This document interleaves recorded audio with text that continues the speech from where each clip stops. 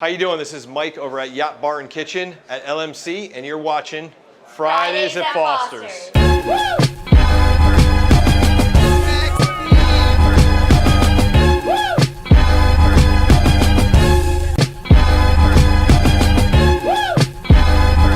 All right, here we are, season 2 of Fridays at Foster's with bigger projects, bigger teams, and much bigger explosions. Actually, Dennis, we don't have the budget for explosions.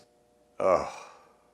In this upcoming season, we've got a lot planned, from the hundreds of boats that were damaged in the Bahamas to our winter high time. There's going to be a lot of exciting stuff to document. The idea of this season is we want to step away from documenting our day-to-day and more documenting of our process from start to finish. This is to allow our content to be more informational and useful to you, the boat owner. With that being said, let's dive right into it. This week we had 3 projects to tackle spread across 3 of our boats. A new deck for Vetted, a bottom job for our 65 Marquee, and finally a complete pearl metallic paint job on our 75 LAZARRA. Let's start by heading over to Vetted. In the last part of our season 1, we had just put the fairing in the hull, and boy have we come a long way since then. The next major objective was to construct the new deck. When constructing a new deck, especially one that came to us looking like this, there's a couple steps you need to follow. First, we made a frame to match the original lines of the boat provided to us by the manufacturer. Then we made a plug. A plug is essentially recreating the structure but out of wood, so we can wax it and lay fiberglass on it. After the fiberglass is set, we pull the plug, leaving the new FRP deck structure in. But not everything goes to plan. As we wrap this up, we notice one is a bit of an airhead and missed a critical detail. But I'll let Juan explain a little more. Hey folks, so we have a little oversight on my part.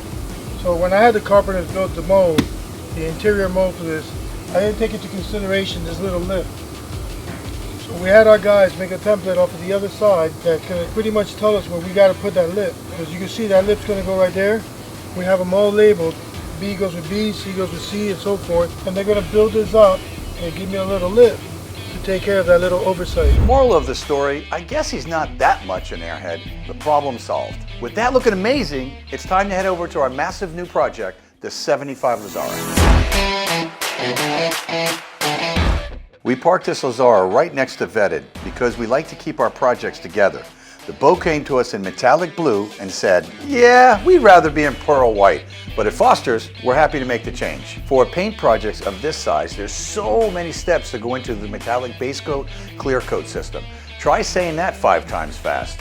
Yeah, not even gonna try it. Typically, the first step in any paint job is to clean the boat, set up the scaffolding, and finally tent it in to contain the hazardous materials being exposed into the atmosphere and provide a cool environment for our painters. Since we received this boat right before Hurricane Dorian, we got to build the scaffolding, but it would have been unwise to build a tent in it. But I hate wasting time. So we moved forward with taping off all the hardware and applied the protective coverings where needed before sanding. And once we had that all set up, it's time to close up the tent. Tents of this size can take anywhere from 2 to 5 days to set up. So it looks like we can get painting early next week, which brings us to our final project, the bottom job of our 65 Marquee. When we got this boat, damn, it was nasty, and boy was the bottom paint quite the challenge to get off. To give you a better idea, I'll let the past me take it from here. So here we are in the stripping stage of our anti-fouling bottom paint here. And if you see this, when we get done stripping, which takes an 8-inch grinder and a disket sander, when they sand this, this is what it should look like. You should have nice, clean, gel coat, substrate surface here, peeling off the old existing coatings, getting ready for primer. And when you have issues, if you come around this side, you're gonna see right here. This is some previous blister repairs and some new blisters that are coming up. You can see you can press them. Some of them got water, they're leaking. Some of them are just air voids. Some of them have moisture, and some of them are actually broken fiberglass on the inside. But blisters are usually moisture and water and air voids. You can see it had primer on it before, and it's got bottom paint. And the reason why we're stripping all of these off is to take care of these issues and give them basically a new bottom. So when this all gets stripped off, as you see the guys doing right now, they're sanding everything off. When this all gets stripped off, number 1, we'll address the issues of the blisters. You'll grind them out, fill them with some thickened epoxy, or if they're really deep, we'll relaminate them with fiberglass. Number 2, when everything's prepped, we'll put 2 coats of epoxy primer on there. And then number 3, when the last coat of epoxy primer goes on, when it's thumbtack dry, we'll marry that with our first coat of anti-fouling bottom paint, giving that a chemical bond. Then the next morning, 24 hours later, we'll come and put on the final coat of bottom paint, anti-fouling, and then move all the jack stands and repeat the same process. How you can tell if your bottom paint is failing over a period of time, be on the lookout for this. So if you see this hasn't been sanded yet. This has. So you can see this has been stripped in the sanding process. This hasn't, we haven't touched yet. You could look here, the anti-fouling is actually peeling off of the existing gel coat substrate. And you can see the primer here is even peeling away. So what that tells me is that the bottom right here on the gel coat was not prepped properly, or these coatings would be adhering or sticking to the existing gel coat substrate. So if you see here, be on the lookout for peeling bottom paint in several areas out through the boat when you're standing.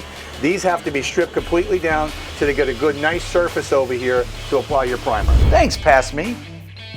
What a good looking guy. Now we've completed the final stages of sanding off all that crude from the hull. Next week, we'll be repairing the blisters and starting to apply the epoxy primer and bottom paint. And there you have it. It's our first episode of our second season.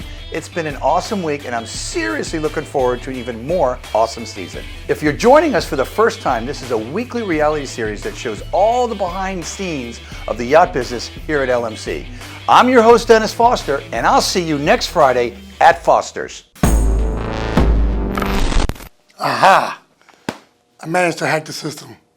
There's no way Dennis was going to do season 2 beginning without me. We'll see you next Fridays at Foster's.